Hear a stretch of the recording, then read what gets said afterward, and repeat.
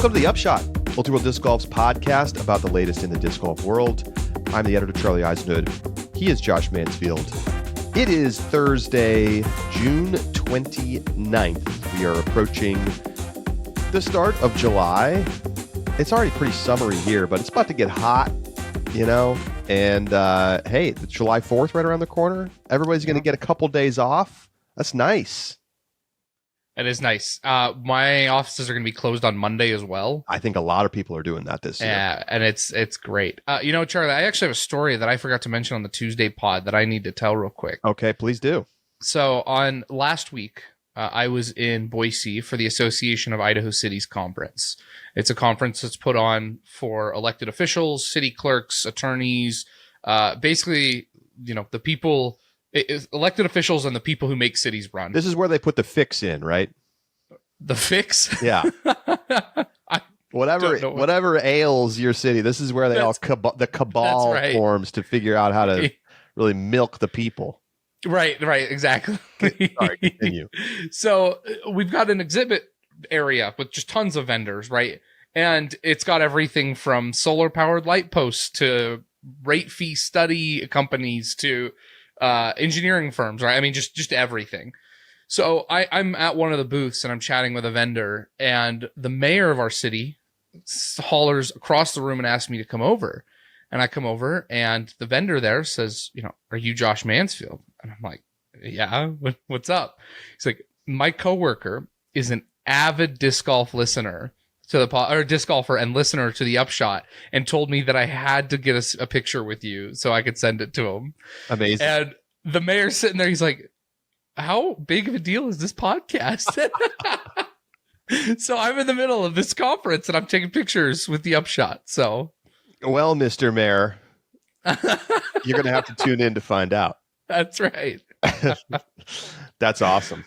Yeah, so it was a fun story. It's always funny when stuff happens out of context like that. You know, like I assume when you go to city council stuff or governmental things, you're never expecting to have anything disc golf related happening in any potential way at all. Never. Right. Interesting. So we are going to do a little mailbag today. We haven't done a mailbag in like a month, I think. So we're catching up on a bunch of stuff, and we'll talk Preserve in a little bit. Get you previewed, get our picks in. And so, Josh, let's go ahead and dip into the mailbag. I'll let you pick the first question. All right. Well, I want to start with an email from Juho. He's over from Finland and talked to us about Lauri Lehtinen. So remember, there was a weekend after the announcement of the President's Cup where we talked about Lauri and how we hadn't seen him as much. He's only played in Europe, and even in Europe, like that weekend he had lost, and we were kind of wondering, you know, what's going on with Lauri. Well, here is a great answer. Just a quick note on why Lauri Lehtinen has not been talked about for a while. He hurt his finger last summer around Worlds and wasn't able to play after that. He said in a recent interview, after winning Mauri Vilman and co at the Nokia Open, by the way, that he wasn't even sure he'd be able to continue playing disc golf. Seems like he's recovering, though, which I'm happy for. And he also spent the first half of this year doing military service, which, you know, has obviously played a role as well. So I think those are some good clarifications for somebody over there who understood the situation, and I appreciate them reaching out. I really hope we get to see Lauri back over in the U.S. again, if not this year, then next year. Yeah, I was just thinking, like, is he registered for any stuff later in the U.S.? Yes, Worlds. Okay. So great. I don't know how much we'll see of him before then. He's all Euro. He's been all Euro so far this year. He's going to play European Open and then the European Disc Golf Championships in August, but then he should be over for Worlds. He's also signed up for the Discmania Open, which is in Canada, Prince Edward Island. So maybe he'll stick around the U.S. through USDGC. So that's good to see. Yeah, that is good to see. Hey, and who knows? I mean, the guy's ultra talented. We could definitely see him pop off top 10 at European Open or something like that. Yeah. See how I snuck that top 10 in there instead of podium? Yeah. Okay. Up next, while we're on the topic of Europe, this one comes from Emily. And this has been something I've been wanting to talk about for a couple weeks and just haven't remembered to get to it. So I'm glad we are going to have a chance today. It looks like 26 women have qualified for the European Open. There are only 18 women registered so far. The only way to attend is by invitation. Emily says, I have some serious issues with this system. First, it seems like getting to Finland is in itself a huge barrier for tour players, especially FPO. How are they supposed to adjust their schedules and their budgets for a late or potentially unexpected qualification? In addition, there's been no word of an FPO layout for the event. That might be a discouraging factor as well, since it was clear from play last year that distance off the tee was overwhelmingly the key factor. Hannah made the podium last year with 0% circle 2 putting. I can't help but be frustrated this event might be played with such a small FPO field because of an unwillingness to open up a secondary ratings-based registration. For all the complaints that players have had about U.S. women's, there are currently 100 women registered to compete. How could we possibly compare wins from these two events? So I looked this up, how they did the qualification for European Open, and it is true. You have to qualify to get in. There is no ratings-based registration. If you're a past European Open winner, you automatically get in. Last year's top 5. Anybody in the UDisc World Ranking top 10 at the end of the season from 2022 gets in. And then it's basically the winners of Elite Series events and then a selection of European events leading up through Preserve and then like a couple more European tournaments coming up in the next couple of weeks. Now, here's the thing that I thought was interesting, Josh. For MPO, they basically have the same system, except that in MPO, each tournament, like the Elite Series and whatnot, qualifies 5 players. Okay? The FPO tournaments qualify 1 player. Okay, now look, I know the MPO field is deeper. There are going to be more participants, but 5-1. I mean, that doesn't make any sense at all. Why are we having a situation where almost everybody who has qualified has gotten in, and yet there's only 8 European players registered right now? 8? This is the European Open. I mean, I would much rather see a vastly broader group, particularly of European women, who are able to compete. Like, even if they're, maybe you have some threshold, like you have to be over 800 rated or something, but like, what's the problem with that? Like, otherwise we're going to have this tiny field. I don't know how much bigger it's going to get. Maybe a couple more players, but there's not enough qualifying tournaments left to get much beyond the 18 that are registered right now. Yeah, I'm not a fan of it as well. And I think the biggest issue that I have is kind of the combination of factors, right? In a vacuum, any one of these things that Emily addresses here might not be the straw that, like, it may not be something that kind of is like system breaking and creates a real serious concern, both around competitive integrity, but also around just like the equitability of FPO and MPO. And our strive to reach towards it. But it's the course, the qualification choice, as well as the sponsorship barrier and threshold that is very clearly different for MPO and FPO. And so it is much more of a financial burden for FPO to go to Europe. The combination of those factors makes it so that 18 players is so few. That's such a small field. We're talking, what, 5 cards? They're going to have 5 cards of FPO total, and that's it. It doesn't make sense in the context of today's FPO. And like, think about how USDGC does qualification. Mm-hmm. They do typically 5 USDGC spots at their qualifiers, right? And 2 for Throw Pink. I think that's more appropriate, and they have a lot more qualifying tournaments, and it's a US-based tournament. So, it's a little bit easier. But like, when you only have this tiny number of European events, I shouldn't say tiny number, but tiny number of slots available because you're only giving the winner a bid. Like, I just feel like that's sort of holding back European FPO for no reason. Like, and I know it's not likely that those players are going to win the tournament. But like, there's a bazillion random European MPO players who are going to be participating who have no chance to win either. So once again, I say to you, Europe, and to you, UC, you need to modernize with FPO. You guys are 10, 15 years in the past right now. I haven't seen anything about the layout, and we looked it up. We couldn't find anything. I hope they actually have an FPO layout this year. If not, this has got to be the last year that happens. It's not the way that the game should be played. It doesn't make sense.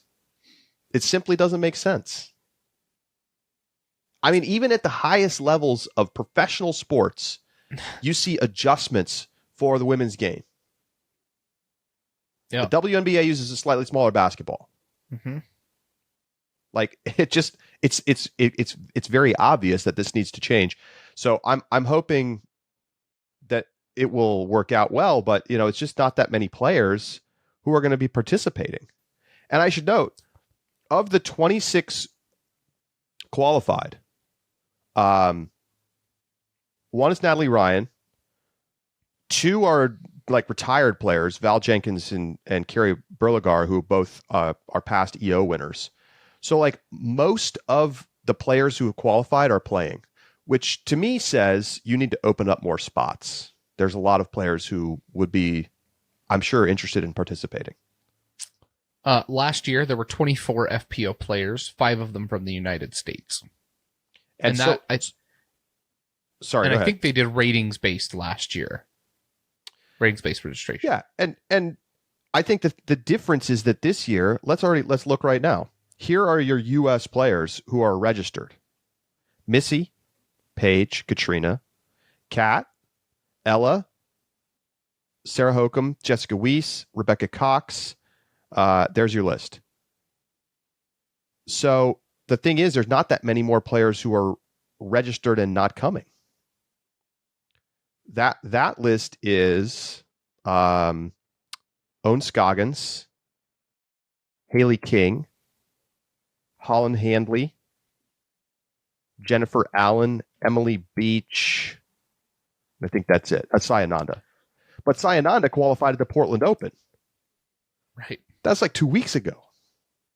It's hard to turn around and drop maybe $1,500, $2,000 on plane tickets. Anyway, let's move on. Yeah. Okay. Thanks for the email, Emily. It's a good one. We've got a group of spectator experience emails that we're going to hit. This is from both DMC as well as DDO. The first one comes from Josh, nice name, at DMC. He says, I arrived 9 a.m. on Saturday, ready to spend money on food and drink. There was literally nothing there other than a snow cone truck. That's what I want at 9 a.m. Look, I mean, I laugh. I love snow cones, man. Like, I really love snow cones. Well, rank snow cones in your like snacks list of power rankings. Oh, it's like number 1. You're kidding. Like, no. I'm serious. It's like snow cones, slushies, ices, like combine all those things. They're my favorite, man. I have a nugget ice maker at my house. Okay. And I will fill up a cup as full, like literally pack it in. I will pour a little bit of soda, typically like a Mountain Dew Baja Blast. That's the favorite. And then I'll put more ice in and then put a little bit more soda. And then I'll sit there and I'll eat the ice like it's a slushie, and then I'll refill it with ice and then use the rest of the soda. It takes me like 4 or 5 glasses to get through 1 can of soda. Josh, we learn something new every show. That's amazing. I always say these things, and then I'm like, Mountain Dew, like as a flavoring for the ice, essentially. Yeah. It's my budget snow cones. Mountain Dew Baja Blast snow cone at home. Yeah. But patent pending. you could get a little machine to make you like an actual snow cone. I probably could, but now we're just talking a little bit more work than I really want to put into this. The nugget ice maker, I leave it. It's constantly got a like full the basket soft, of ice. Small, chewy ice. Uh-huh. Yeah, that's good. That's good ice. I got to give you good ice. I think that's probably the best ice. It is. Yes. It was it's an expensive ice maker, but it was worth it. It's tied between that and the really, really nice giant, like perfectly clear ice cubes that you get in a cocktail. Those are the two best ice. I can't chew on those ice though, Charlie. So I'm gonna have you have to lick it like a deer. Okay, let's take a question. Snow cones are like near the top. Anyway, we are in a question, right? This is the snow cone. we're halfway through this. So he says, other than hole 1, there were 2 bigger GA zones by the pond of 4 and 5 and up on hole 7. There was no vending at either of those spots. If the Disc Golf Pro Tour wants to monetize these events, give people food and drink to purchase. He then says, thank goodness for rain delays because it gave me time to run to a gas station and grab things to drink and eat as I walked the course. Money that could have easily been in the Disc Golf Pro Tour's pockets. Interesting situation here where, okay, I will say, I do think, TD should probably be thinking about, at least have a coffee truck out there in the morning. Something selling like coffee, drinks, hot chocolate, tea, and then some like little pastries or something. I also think it's fair to say they should have a full slate of food ready to go first thing. Mm-hmm. Like food trucks will show up early if you ask them to be there. On the other hand, what's the right amount of stuff? We got another email. I don't know if we're going to read the whole thing, but it was basically talking about how at DMC, there was a great area to hang out by hole 5, but there was nothing else in the other zones. So if you wanted to hang out by hole 7, there was no amenities over there. There was no food. There was nothing. And so then it didn't feel like that was a good place to go and hang out. And so how do you make sure that if you're going to have these areas that are supposed to be the cool spots to chill and watch, you can't have an area that has nothing. But it's also still disc golf. We don't have 10,000 people there. So how do you manage to not overdo it, Mm-hmm. I think this is just some of the growing pains. People are now complaining that there weren't enough food trucks and there weren't enough food and beverage options at different hole locations. Whereas a year ago, it was there was nothing to eat. There was no water. I almost died crossing the desert. They had one porter potty. Yeah, right. That was it. Right. So the nature of the complaints have changed. Yeah. But I'm with you. Have something there besides a snow cone truck. You're literally just going to see me at that 9 a.m. snow cone truck. Let's take some other quick spectator experience recaps. Eric he played in the 2016, 2017, 2021, and 2022 Glassblown Open / Dynamic Discs Open. On the amateur side. On the AM side. Yeah. And he said there's a major difference when the pros are in town.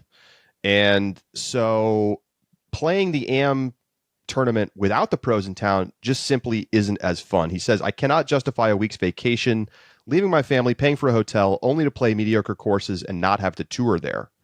And they always had these great player packs. They would keep it a secret until you checked in. That was part of the fun. Last year, they raised the entry fee to over $200 with no payouts unless you're top 5 and limited the field by more than half. We got an umbrella, rain jacket, and 3 discs. The same player pack from Tim Selinsky and AM Worlds. All of the changes made my decision not to go this year pretty easy. Ledgestone is the only event left that has AMs and pros the same week in the part of the country that Eric lives in. And he says, I hope it continues for us AMs.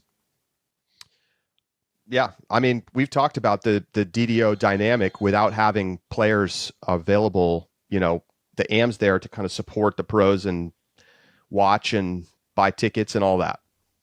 What I think is really interesting about Eric's email is that we've talked about the impact that the AM side has on the pro side of the event, but Eric is saying that the vice versa is also true, that not only does the lack of the pro tour being there at the same time disincentivize him from wanting to participate in the AM event, but it seems like the AM event is also kind of going downhill a little bit in terms of the quality, to the point that someone who was a stalwart player of this event has just stopped going. So, man, I know DDO has a long history, and GBO, and has a long history on the national tour and is a really important event in our sport. But between the courses and what feels like the change to tournament structure for the worse, man, I hear more negative reviews than I do positive these days. It's true. It's true. What else we got for tournament spectator stuff? I know we got a couple other things. We can just quickly summarize. Yeah, Nick comes from DMC. Two things he said here is he actually really liked the GA for Des Moines. That in fact, because of the narrow fairways, a lot of VIP people had a hard time seeing, and some VIP, he had a friend who had VIP who came and hang out with him in the GA on Sunday, because the GA zones would allow you to get right up to the rope on a couple of holes and see some, really nice shots. And so, interesting idea there on, I think tournaments are still working out the balance of like, what is the value and the right number for VIP side. And you got to know the course that you're dealing with. Yeah. And I feel like we need to keep a tracker. We have to have people like submit their reviews like on 1 to 5 star basis, like VIP experience, GA experience. Because like certain courses, you definitely should go VIP because there's not enough places to watch as general admission, or like wooded courses just give up. Like if you don't have VIP, you might as well not go watch. And then on golf courses, why pay for VIP? Not worth it. Yeah. The other thing he notes and says that was interesting is he said that the tickets are borderline cheap. And we talked about this, right? The $15 to $25 per day is a great deal if you love disc golf. But Joe random down the street probably isn't going to pay that to watch disc golf, because you can get tickets to a minor league baseball game in Des Moines for $10. So how far do ticket prices need to drop before people outside the sport start to show up? I think this is a really interesting question about how do you try and price for the maximum participation and spectator numbers? And that's obviously based on course limitations about the amount of people that they can handle. Maybe some courses say we simply can't handle outside, non-disc golfers coming to watch this event, so they intentionally price it as such.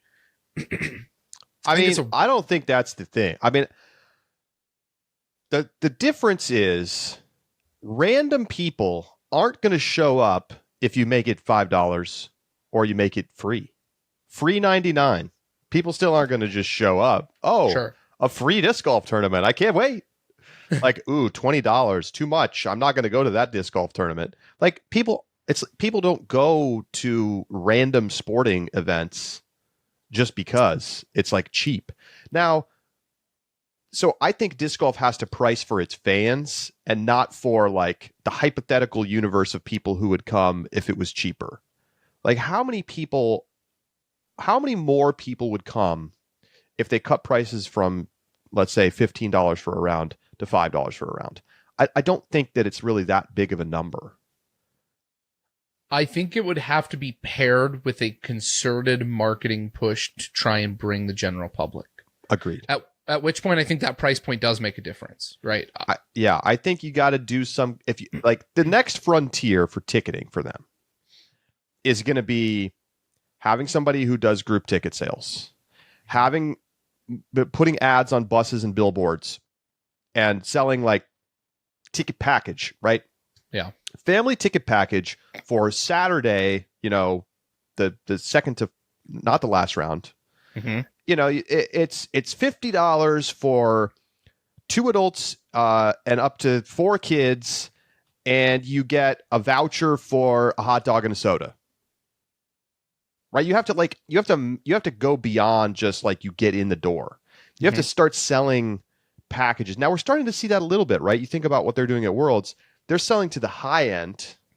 They're creating these ultra VIP experiences for the people who want to drop $1,000 and be wined and dined. But you also got to start to try to sell to the like casuals a little bit more, who are willing to come, but they want to bring their family, but they have to have reason to bring their family. So you got to have a face painting station, and you got to have the pony rides. I'm not actually saying that they should have pony rides. You get my idea. And like, I don't know. I went to a single A baseball game in Coney Island. There's a Mets franchise single A in Coney Island. And it was $20 for a ticket, a hat, a commemorative hat, a hot dog, and a soda, and you could sit behind home plate. And this is New York City, so that's like that's cheap. That's a deal. I mean, that's a real deal. A hot dog and a soda at the actual Mets game would be almost $20 on its own. Yeah. So, and obviously the level of play is not nearly major leagues, but it was fun. Like you're seeing these like 19-year-old like elite prospects, and that's a cool thing. Like, and so I think disc golf needs to try some stuff like that if they want to try to reach into this new market. But the specific pricing of GA tickets, that's not going to make a difference. I think the number one way that disc golf can partner and create opportunities is to create packages that they pair them with other local attractions. For example, I just did a quick Google. Des Moines has what is they say is the only accredited zoo in the state of Iowa. It is the wait. Park. Now, wait a minute. Does that mean there are non-accredited zoos that are just like dangerous? Like you just like go in and then, hopefully the animals don't kill you. Okay. Sorry. I don't know, but what the Pro Tour needs to do is they need to call the zoo and they need to say, hey, your tickets are $18. We want to sell package tickets for $20 and we'll give you 18 of it. Right. We'll give you the full, but that gets them entrance into the Pro Tour event and into the zoo. Right. And, or a baseball game, right? You call the semi-pro baseball team and you say, hey, your tickets are $10. We want to sell $15 tickets. We'll give you $10 of each of those tickets that sell. It gives them entry both into the game and into the Pro Tour. And then you ask them to market. You ask them to market for you. And then you ask them to market as a way for them to, they essentially get to sell more tickets at no cost to them. Right. The only thing that they do is they say, oh, it's disc golf ballpark day. And then you have Ricky come and throw out the first pitch and it's like disc golf at the ballpark. And then you go to the disc golf tournament the next day. I love that idea. Yes. 100%. Yes. I think that's exactly the kind of thing, like partnerships, group sales, right? Like they need to just be like, hey, elementary school, we want to give you 50 free tickets. Right. Like you just give like every sporting event that isn't like Super Bowl and stuff. They're giving away tickets or they're selling tickets at rock bottom prices to get big groups in. Yep. Give them away. I mean, give them away. Like you want people to come, experience it, think that it's fun. And then next year they become a paying visitor. Or they spend money at vendor stations that you should be having at your tournament. The snow cone machine. The snow cone shop is popping. Oh, man. We're going off the rails today. Okay, let's go to Dave. Dave says that he likes our hole 18 review concept, but it needs to change. He says your analysis needs to cover the finishing holes and not just hole 18. Let's call this the USDGC effect. I don't love hole 18 at Winthrop by itself. The scoring separation is good. It's a hard birdie, unrealistic to eagle, and easy to screw up. But standing alone is just not that great. Spectating is a challenge, the lighting stinks for cameras, and on its own, it doesn't put the fear of God into any lead card players. I actually disagree with Dave. I really like hole 18 at USDGC, although I will admit it's kind of trash for in-person spectating. But that all changes, he says, when you add hole 17 to the mix. The extreme pressure cooker of hole 17 makes 18 into a hole where nerves are frayed, the roller coaster is real, and anything feels possible. Consider this. Does hole 17 at Winthrop make a better ending hole than 18? Do you want more courses that have a memorable final stretch, or just courses with a single memorable hole? I'll let you answer first. I think two things to this. Number one, I hole 18 is, and as he says, like, do you want the memorable stretch or the memorable final hole? I think the memorable stretches are hard to put into highlight packages. When you're doing 16, 17, and 18, there's a reason why the holy shot shows hole 18, right? Like there is something about having that finishing hole where something dramatic happens. Like I think of Portland Open last year and this year for that matter, but last year with Simon and Garrett, where they're both going OB, right? That they're having a hole 18 like that can create drama instead of just layup, finish off if you're in the lead, is a critical aspect to the game. That being said, I love the idea of doing a final stretch. I don't know what you consider to be that cutoff line as like, what is the final stretch? I think it varies by course. And that's the tricky part, I think, with this point, is that the way that tournaments do it is different. And I think that that's okay. So Winthrop, for example, puts up 2 of some of the hardest holes that you can play at Winthrop back to back in 17 and 18. Both are very difficult, especially with the pressure of the moment. And hole 17 is just brutal, right? And it's known for being such.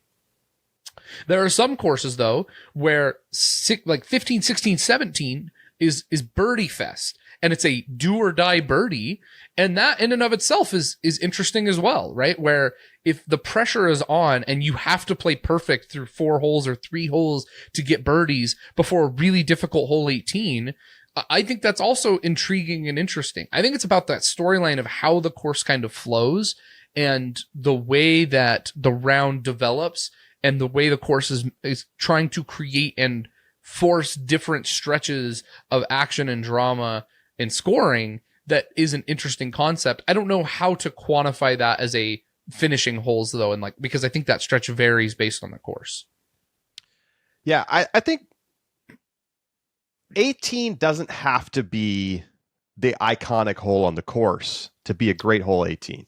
True. There are not that many courses where you would say 18 is the iconic hole on the course, although we're coming up on the tournament that I think has that. The Preserve, hole 18, is a magnificent hole. I'm already ready to give it a good score this week. Maybe the top scores of the season so far. You have, for MPO, you have 2 water carries. It's an eagleable.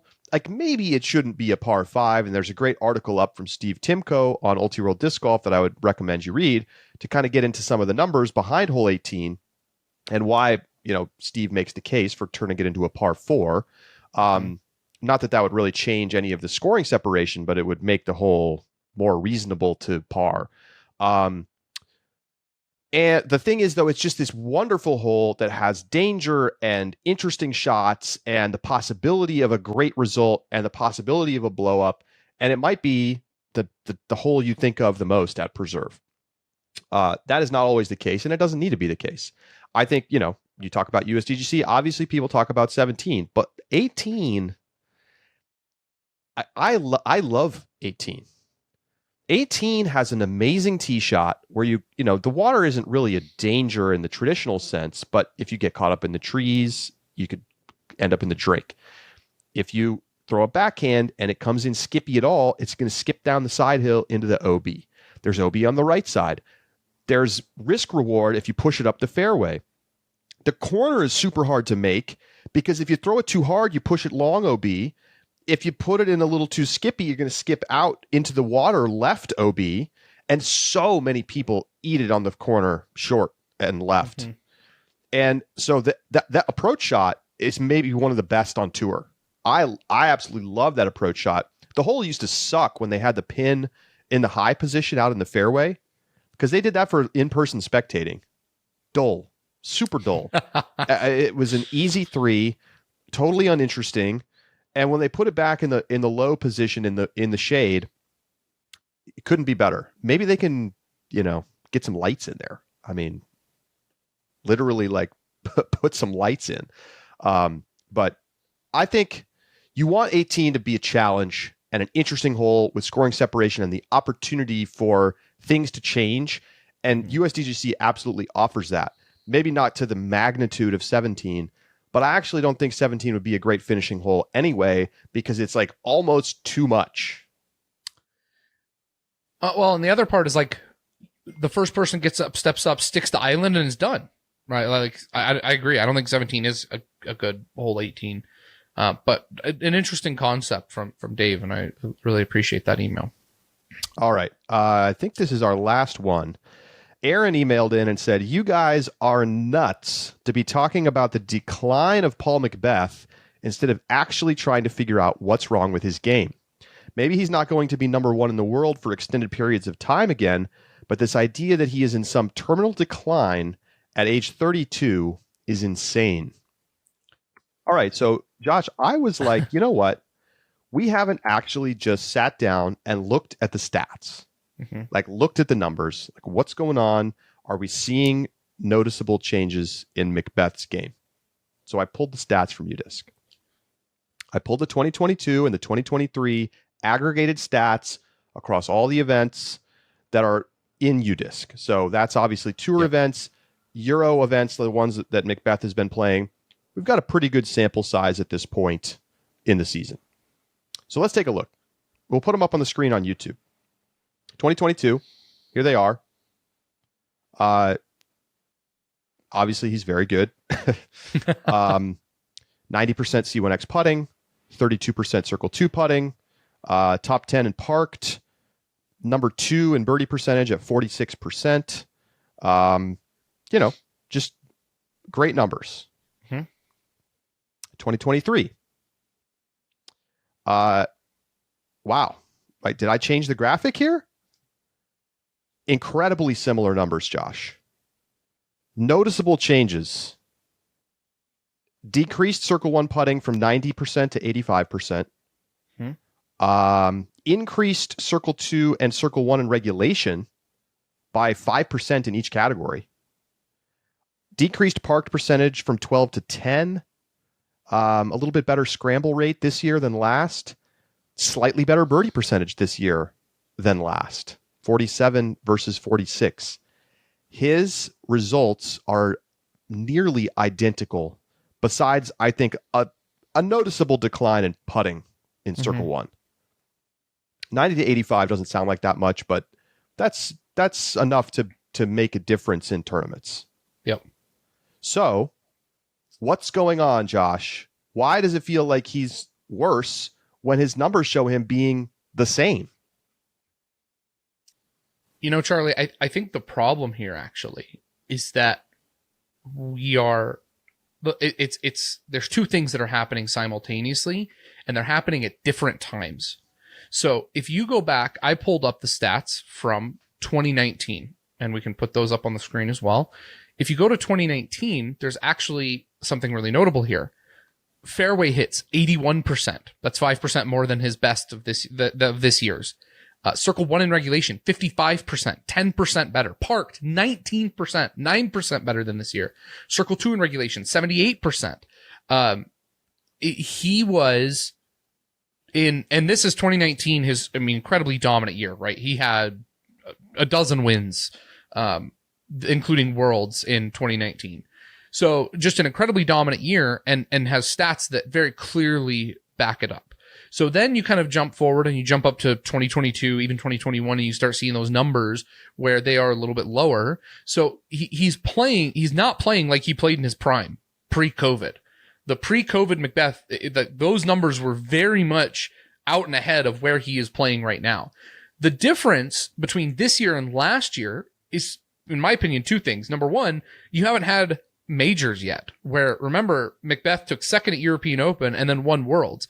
Both of those really boosted up his last year performance, but we were having similar conversations at this point in the year last year as well. It's true. Where Macbeth was having a pretty lackluster season, all things considered. You'd combine that with the fact that the field strength is only getting better year over year. I think you had a case of declining Macbeth, but that was still enough to kind of keep him near the top in the years of 2020 and 2021 maybe. And at that point, then we're seeing the field strength post-COVID start to increase dramatically, and the growth of disc golf is increasing the number of people who are coming in. Remember that, that was the introduction of guys like Ezra Aderhold, who wasn't even on tour before in 2019. So you have the field strength just rapidly growing in these past 2 years that were coupled with, no longer the Macbeth of 2019. And it's just that perfect storm that I really think Macbeth is just, he is not in the same level of dominance that he used to be. And, you can debate about whether, Macbeth is going to bounce back, the kind of year that he's going to have, about how many years he's got left at the top level. I think there are legitimate debates and arguments for both sides on those discussions. But it is clear that the McBeast of 2019 is not the Macbeth of today. Yeah, well, I think it's obvious statistically or eye test wise that he's not playing at the same level he has in the past. His putting is remarkably consistent season to season. Once you look at it in aggregate, obviously he has ebbs and flows. He'll have tournaments where he's not putting particularly well. He'll have tournaments where it feels like he cannot miss.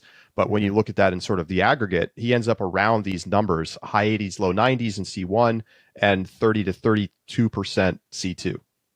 Pretty much like boom, boom, boom every single season.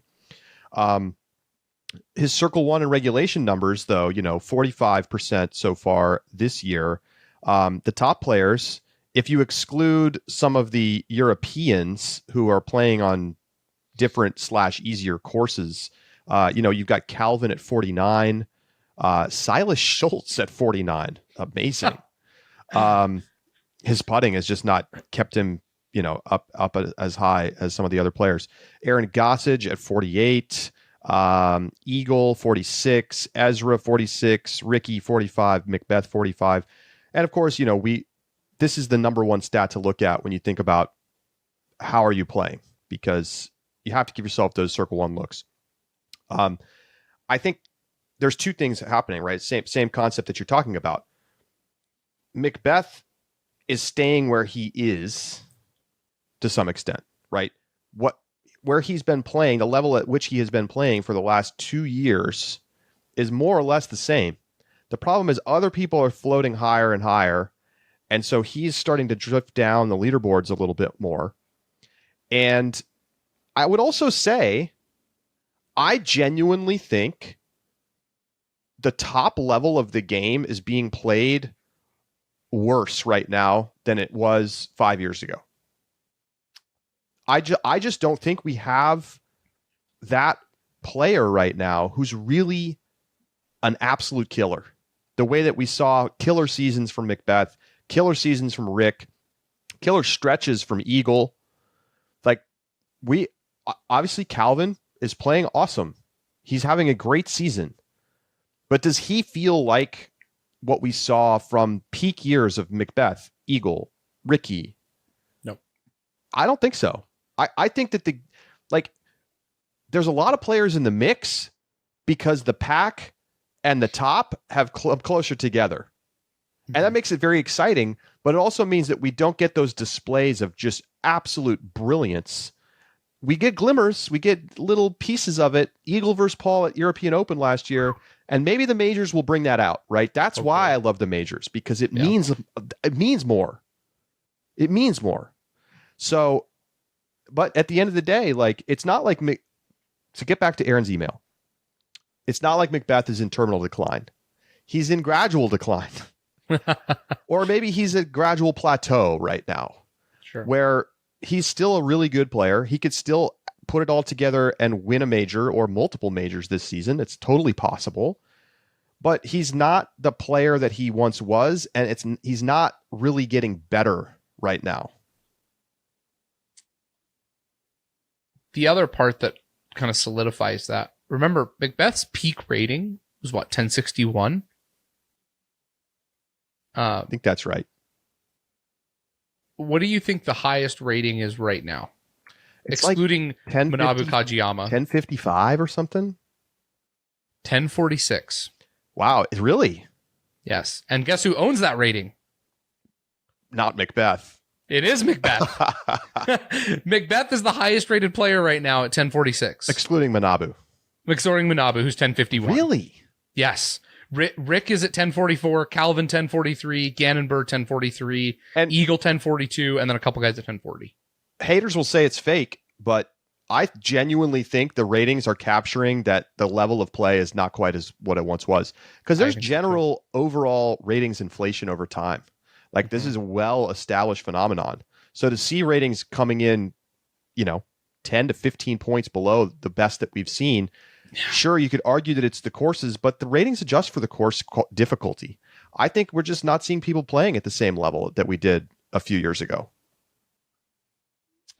Yeah, I agree. It's weird. The average quality is so much higher. Right, but right. Elite players are not playing as well as they have in the past. Yeah. And I can't wait. Email us about this, folks. What do you think? You think that's true? Do you think that something about the way the Pro Tour course difficulty is changing the nature of things? or do you feel like you're not seeing that next level takeover play that we've seen in the past? Upshot at ultiworld.com. Okay, we're going to take a break. When we come back, Preserve preview. It's going to be a quick one. We've got a long show already. So we will get into Preserve and get you ready for this weekend. We'll be right back.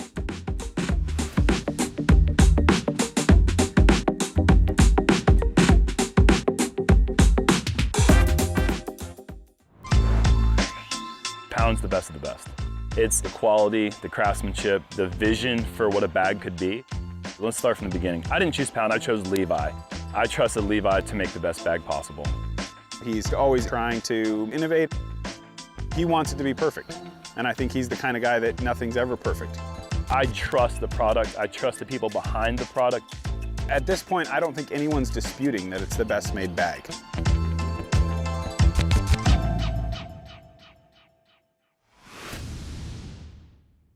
Welcome back to the Upshot. Just me for a sec. We recorded the bulk of this show on Wednesday morning.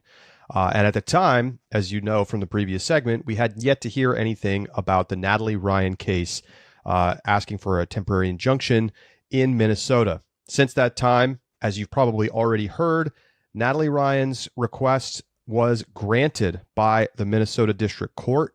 And that means that Natalie Ryan will be playing at the Preserve. This is essentially exactly how it played out in California. Now, you'll remember, in California, the case was immediately appealed, and on appeal, the appeals court ruled in favor of the Pro Tour and the PDGA because of a jurisdictional issue that we discussed in the past and isn't really worth getting into again here. That situation does not apply in this case. So, although at this time, it is currently 1:45 p.m. Eastern Time on Thursday, the Pro Tour has not appealed. To me, that suggests that they are not going to appeal, but we will certainly find out in the next 24 hours. And so it means that Natalie Ryan is likely to play the entirety of the Preserve. There's not a whole lot more to say about this particular case that wasn't already discussed in the past.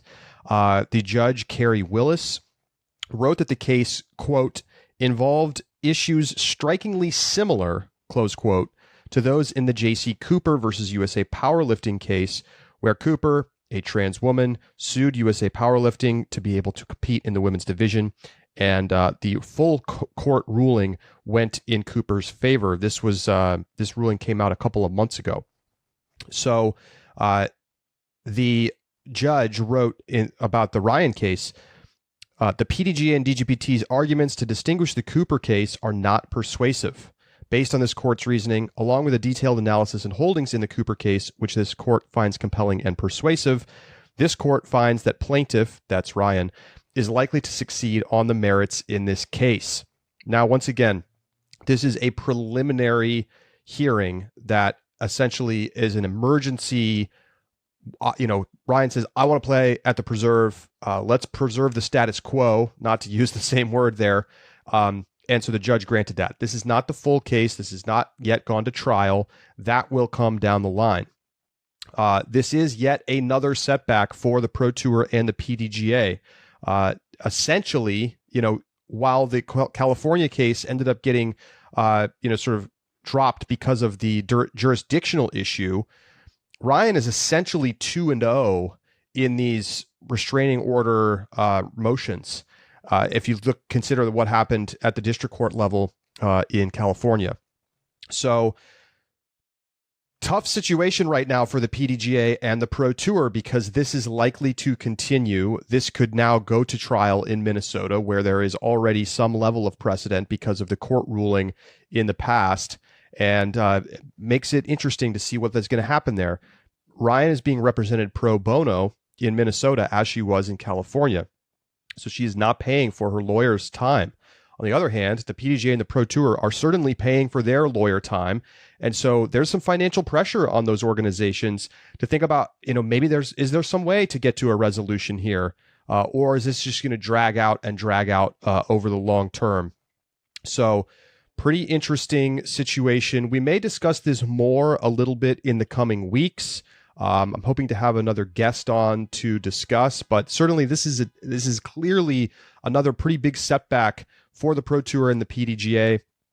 And the Cooper case, I will note, is on appeal right now. And so when we get more information on the appeal side, that could have real bearing in this case, because if it stands at the appellate level, that would actually start to really set some precedent around this, very, vastly increasing the likelihood that Ryan would win at a full trial in Minnesota. If, on the other hand, the appellate court denies the district court's ruling and says you got this wrong, and they rule in favor of USA Powerlifting, that would suggest the opposite, that Ryan probably will not win at a trial. So we'll see. I don't know what the timeline on that is, but we'll certainly keep an eye on it. What it means for this weekend? Well, Natalie Ryan's going to be in the field. Last year, she finished 18th. She's played at 6 A-tiers this season, and she's won 5 of them. So certainly if we see her up at the top of the leaderboard, as she was briefly at the OTB Open, we could be in for further controversy. All right, we're going to take another break, and we'll be back in just a moment.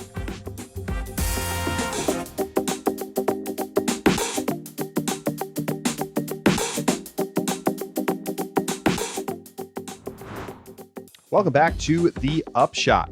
The Preserve is taking place in Clearwater, Minnesota this weekend. It's the third straight Elite Series tournament on the Disc Golf Pro Tour. We're rocking and rolling. This is the last Elite Series event before we get over to Europe. PCS Open will be next, and then the European Open, the next major on the calendar, coming up in just a couple of weeks. So, Preserve, Black Bear Course, Cale LaVisca's property in Minnesota. This has been a kind of like an interesting, very different feeling stop on tour, where you have this golf course, which is like tuned for maximum, just like crushage. Not a lot of OB, not a lot of like intricacy, just kind of like power shots, big open airspace, some really cool holes, but also some kind of just like stuff that blends together for me. But every year they make changes to try to make it a little bit better, tune it a little bit more. And you know what? If the weather conditions are right, Josh, we can see giant under par numbers here. Yeah, that's true. And a lot of pros really like it. Simon, the first year that this was on tour, said that this is what disc golf was meant to be, was in line with this course. So the pros really, really enjoy it. I think it does have some really iconic holes that are pretty memorable. Hole 10, for example, is the island hole that has the wall that I don't even know what the scoring separation is like on it, but I really enjoy watching it. I think it's very, very nice and aesthetically pleasing with that wall there, and it's something unique on tour. And like you talked about, has a great hole 18 that really keeps things interesting down to the last moment. And we've had some really interesting finishes, at least on the MPO side, the past couple of years, where hole 18 really was a difference maker. So excited to see that hopefully play out again this year. A few changes. 13 and 14 were combined into a par 5, which is now hole 14. There's a brand new hole, hole 5. It's kind of like a short woods hole. Hard to tell much from the caddy book. Hole 10 is last year's hole 9. Tee pad placement and the basket placement both changed, and they also changed the tees on 15. So a few tinkering changes. As mentioned earlier, hole 18, one of the iconic finishing holes on tour. Double water carry for MPO, single water carry for FPO, eagleable for the MPO field, and definitely a lot of scoring separation. So should be a fun one, Josh. I think we should go ahead and dive into our picks. Today we're going to be picking the top 10 in each division. No, we're not. I'm just kidding.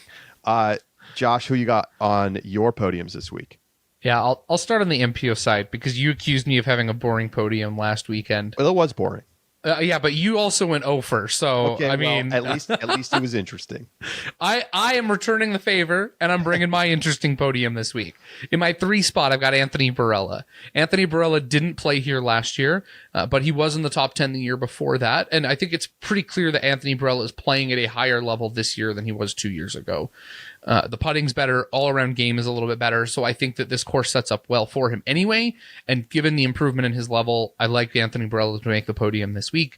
Heck, I'll even say Anthony Barela is going to be in the lead at the end of round 2, and then he's going to choke it away in round 3, dropping down to third. That isn't kind. That's unkind. Number 2 spot. He's going to win now because you said He's not going to win. That was not right. He's not going to win, man. I've said this all year, and it hasn't happened yet. So, in the number 2 spot, I've got James Conrad. James is incredibly consistent at this event. He has played here all 3 years, and his placement has been 6th, 6th, and 5th.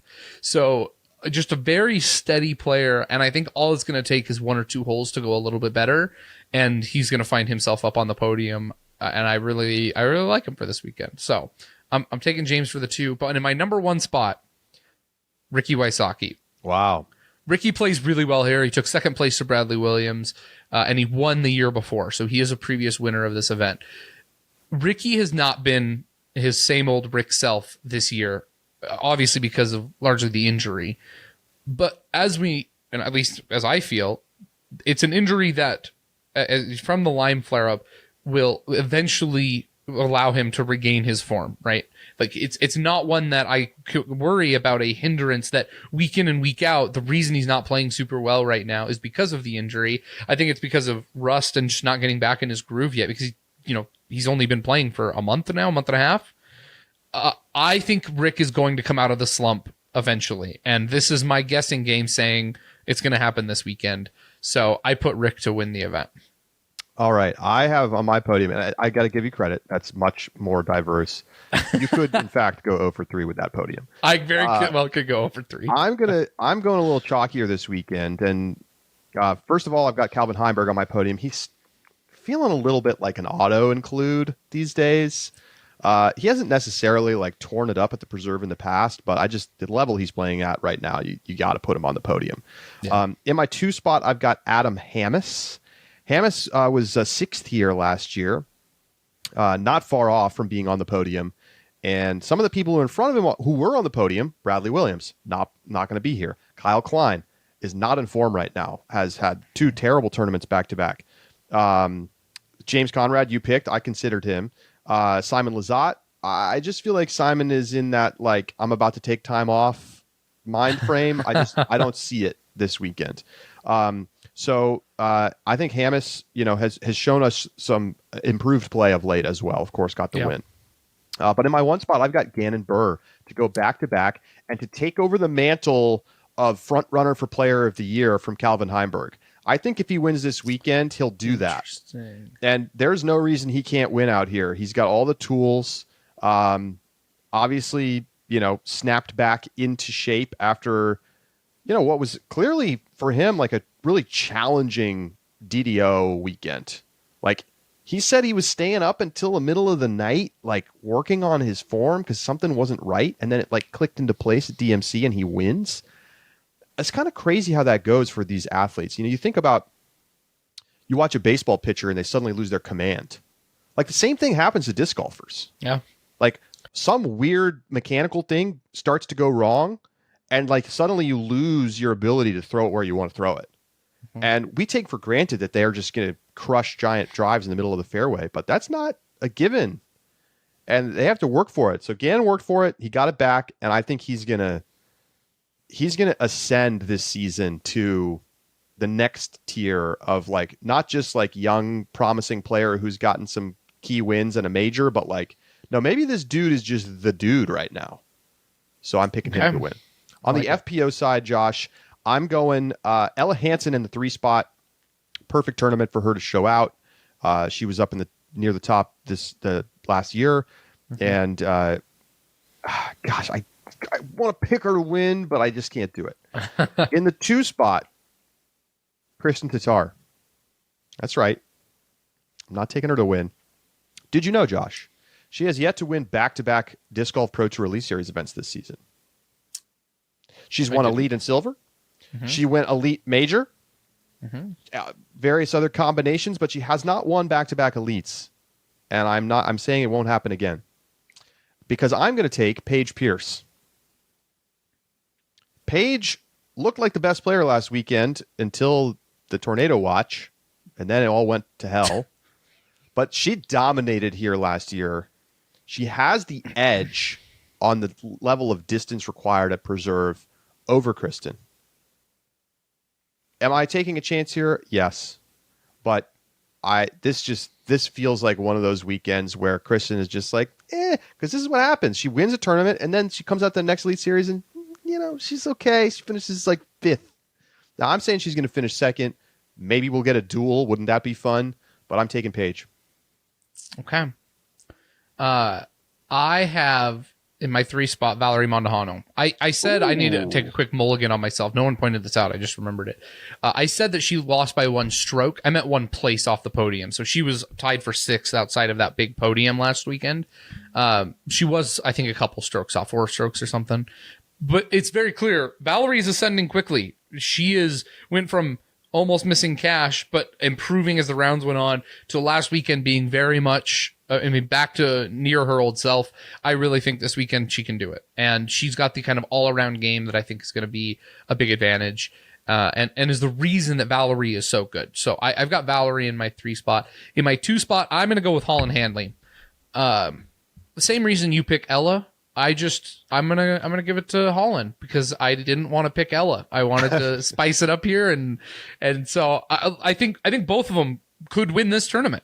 There's no reason that Ella or Holland could not win. I mean, they both have the elite distance necessary, a very, very strong point for this course. Yep. And I think they both have a chance to win this weekend. So I choose to take Holland, but I like, for the exact same reasons you take Ella. And then in my 1 spot, I'm picking her until she gives me a reason not to. Kristen Tatar, I'll take the free 4 points from you putting her in 2nd place.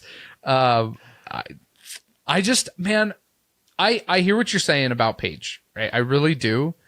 But Paige has just been, she gets some wins, and you're right, I get it. But she beats Kristen at the Open at Austin, and then her other win at OTB, Kristen was not there. And then after that, she only has 1 other top 5 this year. I'm not denying that she's been like all over the place, roller coaster results, but you can't argue with the fact that she puts it together about every 3 or 4 tournaments and wins. Yeah, but when Kristen's not there, and Kristen's here this weekend, so I mean, I think I was saying after OTB, I think if Kristen had been there, she still would have won. Paige, maybe Kristen is just such a mental block for Paige. You know what I mean? You won Texas State's right after. What was the tournament before Texas State's? Waco, right? She won. No, she won Open at Austin. Oh, Austin, right. Austin. Texas State is the silver this year. The elite. So we had Waco, right? Yeah. Kristen wins, and everybody's like, "Oh, she's definitely going to back it up." No, she kind of came out flat. And Paige went out and beat her. She came out flat at Waco too. Remember? That's true. Ella gave that away. Ella blew it. Ella blew it. We can all agree that Kristen is playing at a better level than she was at the beginning of the year. Definitely. There's no question about it. But this is the right kind of course. Paige won here by like 5 strokes last year. Now, to be fair, Kristen wasn't there.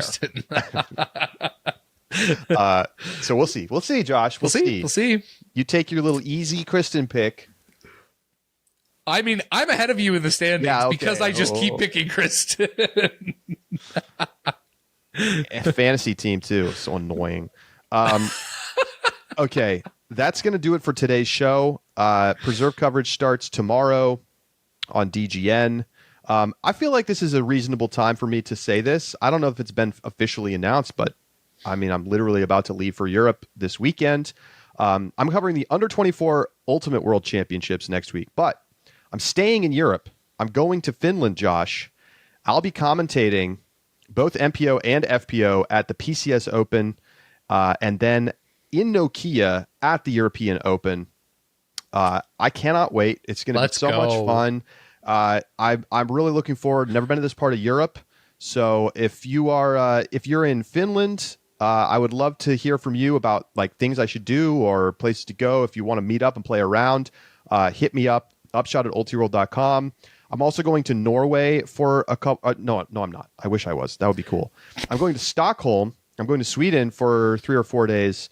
So if you have recs there as well, I would be curious to hear them. That will just be for a little short vacation between the tournaments. So looking forward to this all this time in Europe, and I'm going to try to bring my bag or at least some discs so I can get out there and check out these European courses. So should be fun. Let's go. Very cool, Charlie. Alrighty, that's going to do it for this edition of the Upshot. Preserve Rapid Reacts coming your way on Sunday night in the Ultiworld Disc Golf Discord. You can join to hear that live or in your podcast feed of choice with an Ultiworld Disc Golf subscription. Go to discgolf.ultiworld.com/subscribe. We will talk to you next week right here on the Upshot.